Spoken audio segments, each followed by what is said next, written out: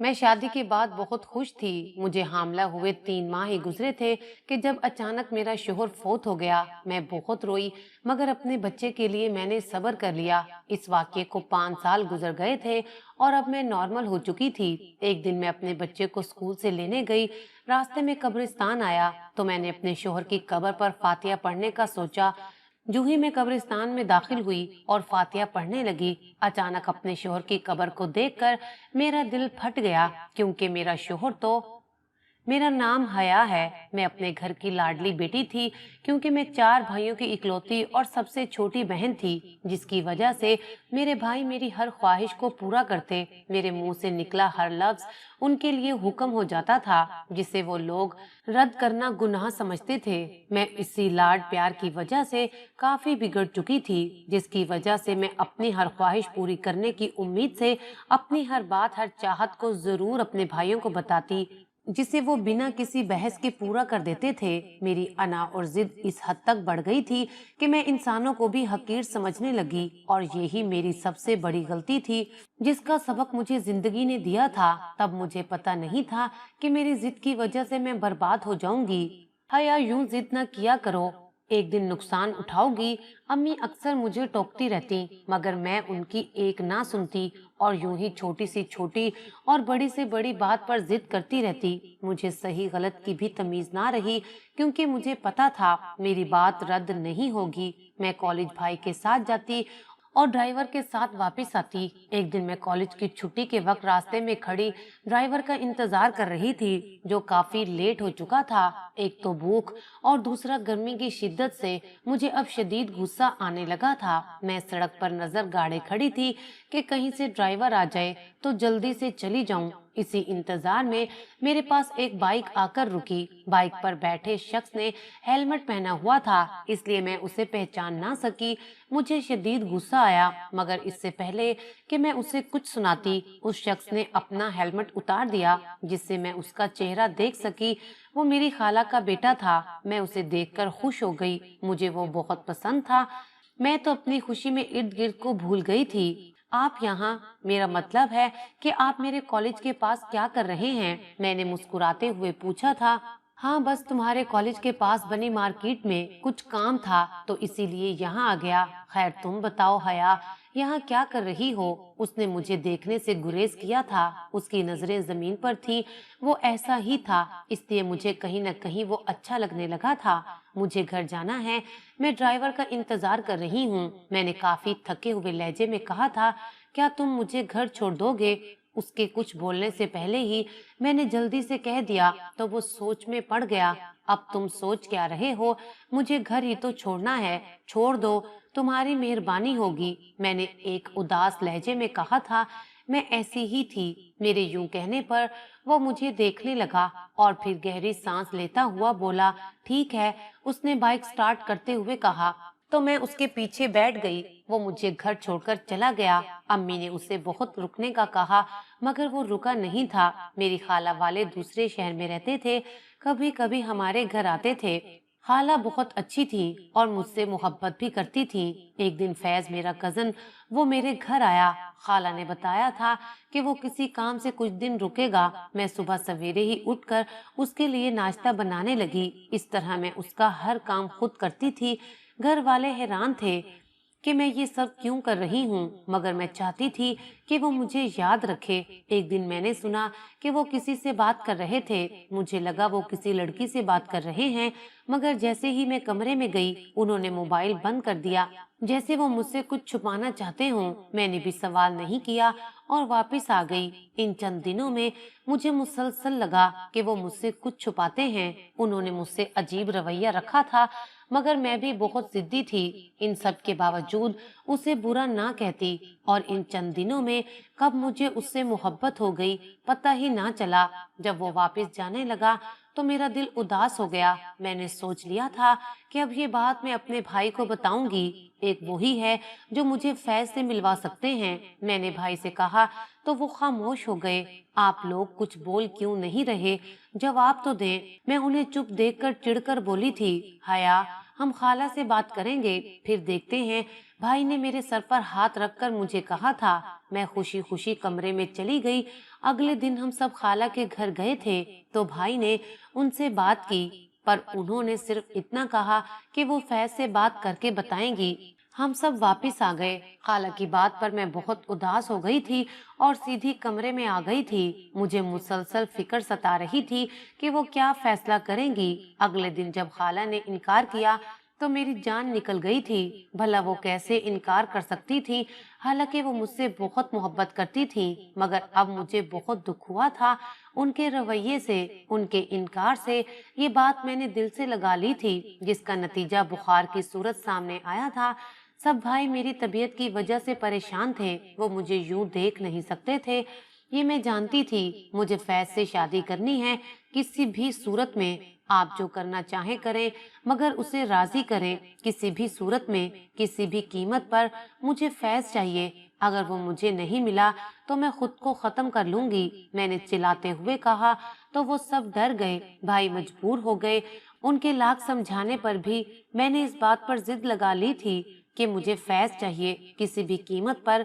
भाई ने खाला से बात की तो उन्होंने जबरदस्ती फैज को राजी किया। मुझे इस बात से कोई फर्क नहीं पड़ता था। मैं तो खुशी खुशी सब तैयारियां कर रही थी। मंगनी वगैरह की जगह सीधा शादी को तरजीह दी गई।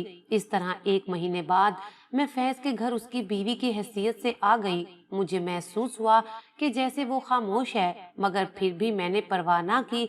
मुझे अपनी खुशी में किसी चीज का होश ना था। कौन खुश है, कौन नहीं। मैं हर चीज से बेनियाज रही, जो कि मेरी दूसरी गलती थी। मैंने खाला का साथ रखते रखते घर की जिम्मेदारियों का भी ख्याल रखा। फैज मुझसे दूर दूर रहता, सुबह ऑफिस और शाम दोस्तों के साथ गुजारता और रात को देर से घर आता। जब मैंने खाला से शिकायत की तो उन्होंने कहा, ये मेरी जिद का नतीजा है। मैं परेशान हो गई। मैंने फैज से बात करने का सोचा, इसलिए आज मैं जाग रही थी।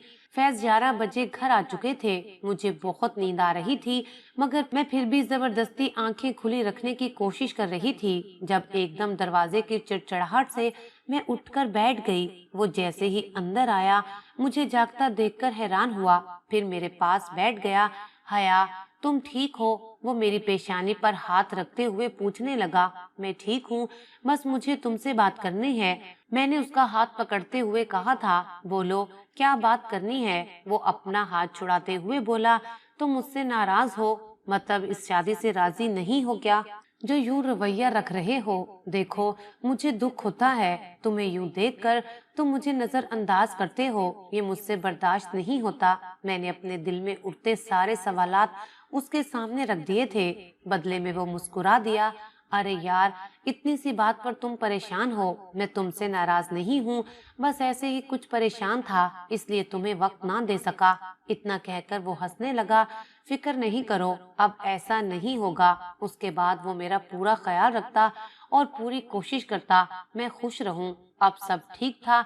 मैं 3 माह की हामला थी। फैज बहुत खुश था, या शायद मेरा वहम था। मैं कमरे में बैठे कुछ सोच रही थी जब मुझे वो खबर मिली कि जिससे मेरी दुनिया ही हिल गई थी। मुझे यकीन नहीं हो रहा था वो खबर जो मुझे मिली है वो वाकई सच्ची है।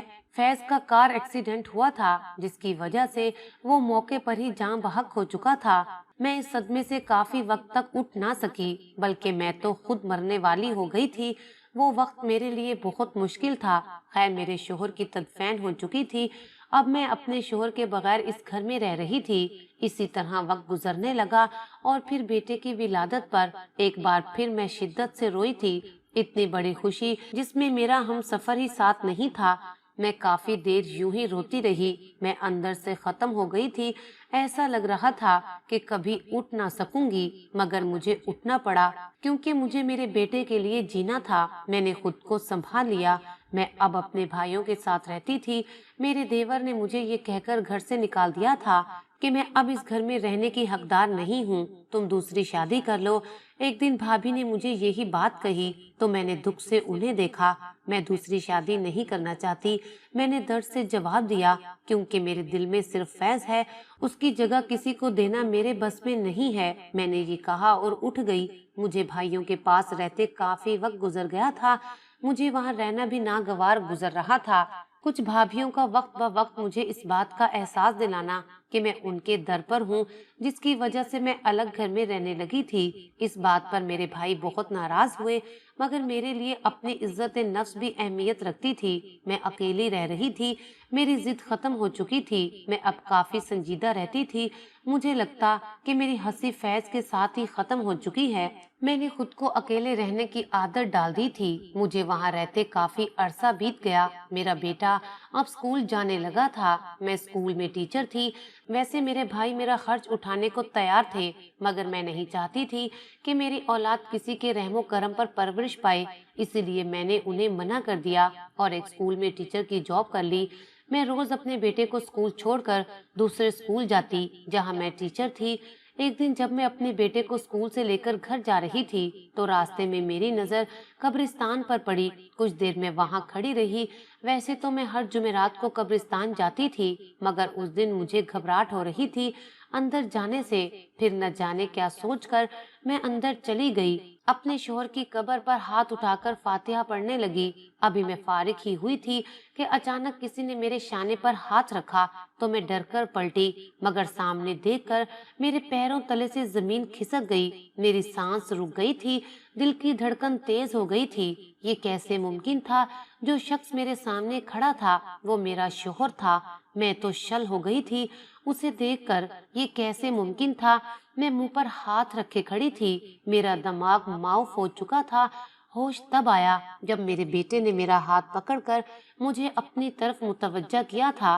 अगर आप जिंदा हैं तो ये कब्र किसकी है? मैंने कांपती आवाज में पूछा था। मेरे ड्राइवर की, उसने बताया, पर मैंने चौंक कर उसे देखा था। मैं तुम्हें सब बताता हूँ, पहले रिलैक्स हो जाओ। वो मुझे यूं बेचैन देखकर बोला, मम्मा घर चले। मेरा बेटा मेरा हाथ पकड़कर मुसलसल कह रहा था, ये हमारा बेटा है।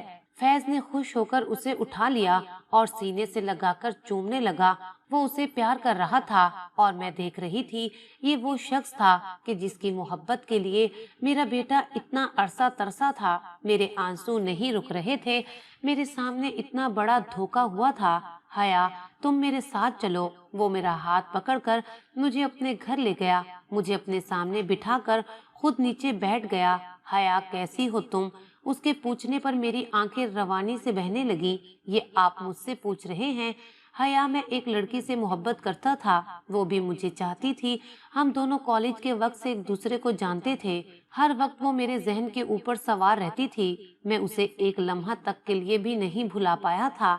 कॉलेज के आखिरी दिनों में मैंने उसे अपनी मोहब्बत का बताया, तो उसने खुशी से मेरी मोहब्बत को कबूल कर लिया। मैंने वादा किया था कि मैं उससे शादी करूंगा, मगर जब तुम्हारे भाइयों ने जोर दिया तो मैंने फौरन मना कर दिया।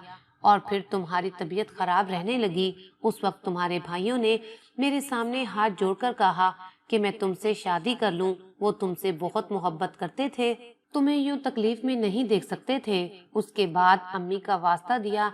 मैं उस वक्त कितना मजबूर था ये मैं ही जानता हूँ। दिल करता कि तुमसे बात करूं, मगर डर जाता कि कहीं तुम खुद को कुछ कर न डालो। मैंने तुमसे शादी कर ली, मगर कभी तुम्हें अपना ना सका।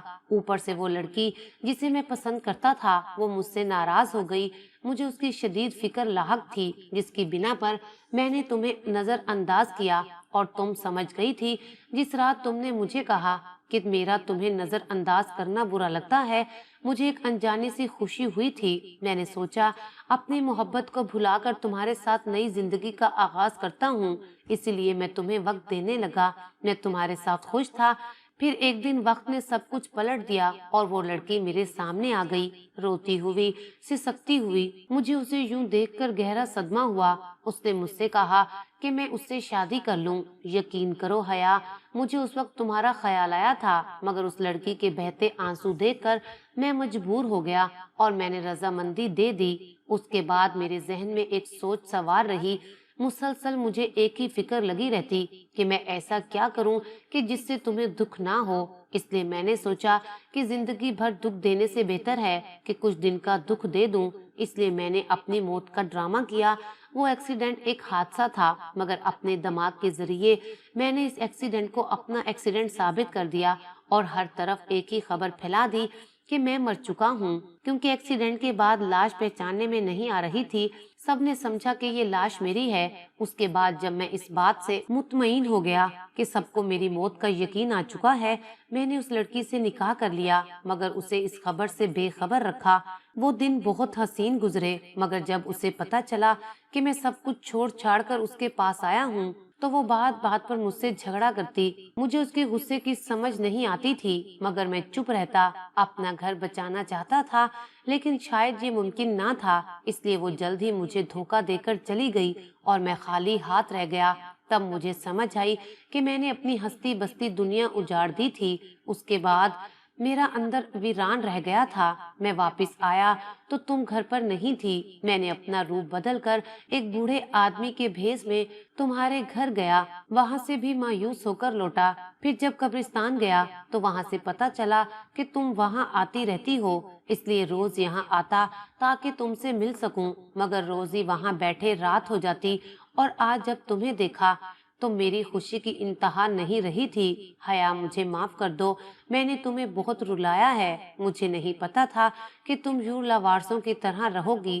مجھے لگا تھا کہ تم اپنے گھر چلی جاؤ گی، مگر تم وہاں نہیں گئی۔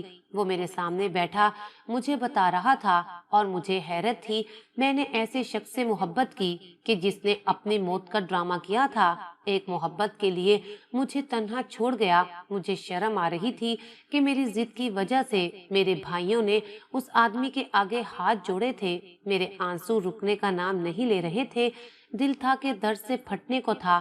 آج مجھے سمجھ آیا کہ امی کیوں مجھے سمجھاتی تھی، کہ بلا وجہ کی ضد پر کیوں کہتی تھی کہ میں نقصان اٹھاؤں گی۔ کاش امی آج دیکھ سکتی کہ میں نے کتنا بڑا نقصان اٹھایا ہے اپنی ضد کے انجام میں، مگر وہ یہ دیکھ نہیں سکتی تھی۔ وہ بھی میرے غم میں فوت ہو گئی تھی۔ میرا شوہر مجھ سے معافی مانگ رہا تھا، مگر میں اسے کیسے معاف کرتی؟ اس نے مجھے تنہا کیا تھا تب جب مجھے اس کی ضرورت تھی۔ میں یہ بات کبھی نہیں بھول سکتی۔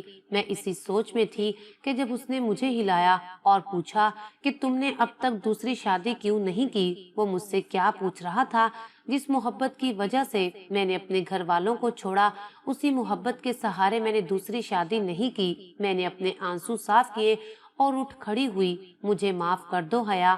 وہ ہاتھ جوڑے کھڑا تھا۔ میں آپ کو کبھی معاف نہیں کر سکتی۔ اگر وہ لڑکی آپ کو دھوکہ نہ دیتی تو آپ کبھی واپس نہ آتے۔ میں نے دکھ سے کہا تھا، وہ صرف میری دولت کی وجہ سے میرے ساتھ تھی، مگر تم میری سچی محبت ہو۔ وہ کتنے یقین سے کہہ رہا تھا کہ میں اس کی محبت ہوں۔ مجھے خود پر ہنسی آ رہی تھی، مگر میں اس وقت نہیں ہنس سکتی تھی اور نہ ہی رو سکتی تھی۔ وہ مجھ سے 2 ماہ تک معافی مانگتا رہا۔ بالآخر میں نے اسے معاف کر دیا۔ میں اب کیا کرتی؟ میں خود بہت اکیلی تھی۔ اسے معاف کرنا بھی میرے لیے مجبوری بن گیا تھا۔ میرے بھائیوں نے فیض پر بہت غصہ کیا، مگر میری خاطر اسے معاف کر دیا۔ وہ چاہتے تھے کہ میں فیض جیسے دھوکے باز انسان سے الگ ہو جاؤں، مگر میں نہیں چاہتی تھی کہ میرا بیٹا اب دوبارہ لاوارث ہو جائے، اس لیے اپنی انا مار دی۔ اس بار ضد نہیں کی۔ یہ واقعہ میرے لیے بہت برا تھا۔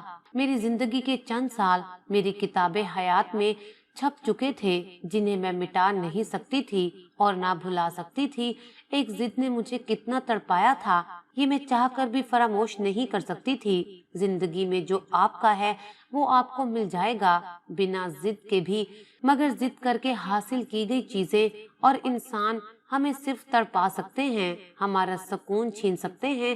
آپ کو کیا لگتا ہے میں نے اپنے شوہر کو معاف کر کے ٹھیک کیا یا غلط؟ کمنٹ سیکشن میں جواب ضرور دیجیے گا۔